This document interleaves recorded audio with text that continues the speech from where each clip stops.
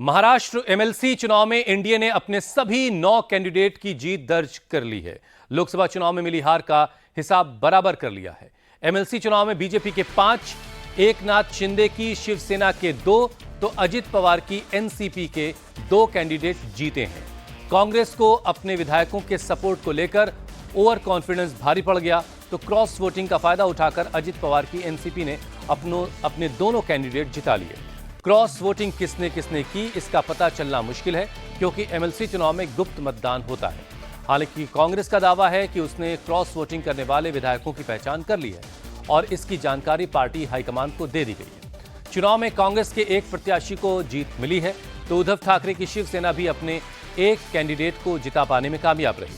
MLC चुनाव में सबसे बड़ा झटका शरद पवार गुट की एनसीपी को लगा, जिसके समर्थन के बाद भी जयंत पाटिल को करारी हार देखनी पड़ी। तो एनसीपी शरद पवार को काफी ज्यादा यहां पर मुश्किल देखने को मिली है। एमवीए के जयंत पाटिल चुनाव हार गए। शरद पवार का एक कैंडिडेट, कांग्रेस का एक कैंडिडेट जीता है, जबकि शिवसेना उद्धव गुट के मिलिंद नावेरकर जो है वो चुनाव जीत गए हैं एमएलसी का। लेकिन एनडीए के घटक दलों ने शानदार प्रदर्शन किया और अपने सभी कैंडिडेट को जिताने में एनडीए जो है वो कामयाब रहा है। बीजेपी के 5 और शिंदे गुट की जो है शिवसेना के 2 कैंडिडेट जीते हैं।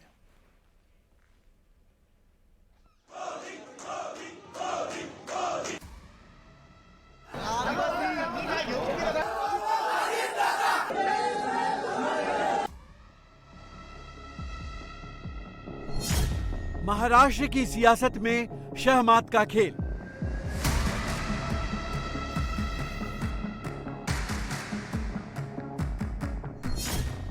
एमएलसी इलेक्शन में चाचा पर भारी भतीजा।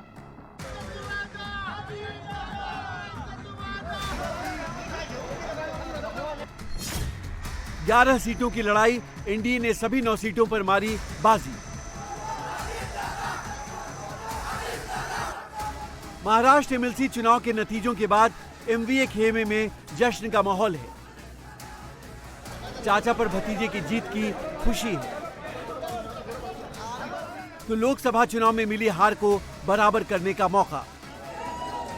महाराष्ट्र विधान परिषद की 11 सीटों के लिए हुए चुनाव में महायुति ने बड़ी जीत दर्ज की। महायुति के 9 में से 9 कैंडिडेट्स विधान परिषद के लिए चुन लिए गए। महायुति यानी एनडीए गठबंधन के जिन 9 कैंडिडेट की एमएलसी इलेक्शन में जीत हुई है, उनमें बीजेपी के 5, एकनाथ शिंदे की शिवसेना और अजित पवार की एनसीपी के सभी 2 उम्मीदवार शामिल हैं। लोकसभा चुनाव के बाद और महाराष्ट्र विधानसभा चुनाव से ठीक पहले मिली इस शानदार जीत से बीजेपी गदगद है।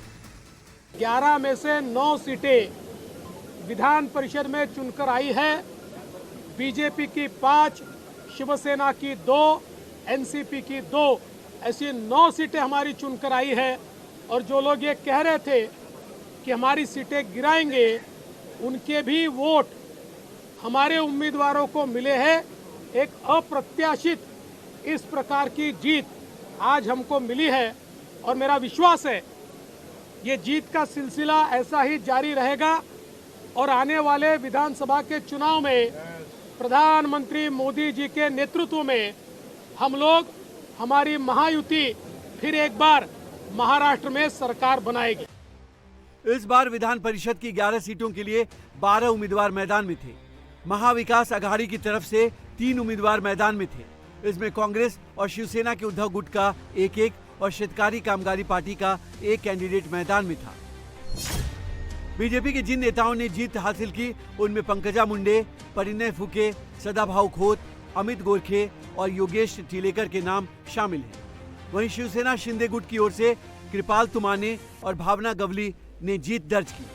वहीं राष्ट्रवादी कांग्रेस पार्टी अजित पवार गुट की ओर से शिवाजी राव गर्जे और राजेश विटेकर ने जीत हासिल की। तो वहीं महाविकास अघाड़ी के जो 3 कैंडिडेट्स मैदान में थे, उनमें कांग्रेस के प्रज्ञा राजीव साटव और शिवसेना यूबीटी के मिलिंद नार्वेकर ने जीत हासिल की। तो शेतकारी कामगार पार्टी के उम्मीदवार जयंत पाटिल चुनाव हार गए। उन्हें शरद पवार की पार्टी सपोर्ट कर रही थी। लोकसभा चुनाव में खराब प्रदर्शन के बाद बैकफुट पर चल रहे अजित पवार एमएलसी इलेक्शन के नतीजे के बाद अब एनडीए में मजबूत बनकर उभरे हैं, क्योंकि कयास ये लगाए जा रहे थे कि अजीत गुट के कई विधायक शरद पवार के पास लौट सकते हैं।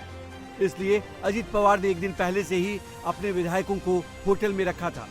तो वोटिंग के वक्त एमवीए के 5 विधायकों को तोड़ने में भी अजीत पवार ने कामयाबी हासिल की। 288 सदस्यों वाले महाराष्ट्र विधानसभा में इस वक्त 274 विधायक हैं। एमएलसी चुनाव में एक कैंडिडेट की जीत के लिए 23 विधायकों के वोट की जरूरत थी। एक वोट इनवैलिड होने से हर उम्मीदवार को जीत के लिए 22.76 फर्स्ट प्रेफरेंस के वोट चाहिए थे। एनडीए के पास बीजेपी के 103, एनसीपी के 40 और शिवसेना के 37 विधायकों के अलावा अन्य छोटे दलों को मिलाकर कुल 203 विधायक थे। इसके हिसाब से एनडीए को 9 सीट जीतने के लिए 4 अतिरिक्त विधायकों के समर्थन की जरूरत थी। तो महाविकास अघाड़ी के पास कांग्रेस के 37, शिवसेना यूबीटी के 16 और शरद पवार की एनसीपी के 12 विधायकों को मिलाकर 65 विधायक हो रहे थे। इसके अलावा 2 समाजवादी पार्टी के और 2 एआईएमआईएम का भी सपोर्ट इंडिया अलायंस को था। इन सभी को मिला दें तो कुल 69 विधायक होते हैं। इसलिए एमवीए के 3 उम्मीदवारों की जीत पक्का मानी जा रही थी। लेकिन अजित पवार के पावर पंच के आगे विपक्ष की रणनीति धराशायी हो गई। अजित पवार गुट के पास 42 वोट थे, लेकिन चुनाव में उन्हें 47 वोट मिले। वहीं कांग्रेस अपने विधायकों को लेकर ओवर कॉन्फिडेंट थी, लेकिन दांव उल्टा पड़ गया। हमारे पास टोटल वोटर थे 42, हमारे कैंडिडेट को वोट मिले 47, तो इसीलिए हमें 5 वोटर ज्यादा मिले।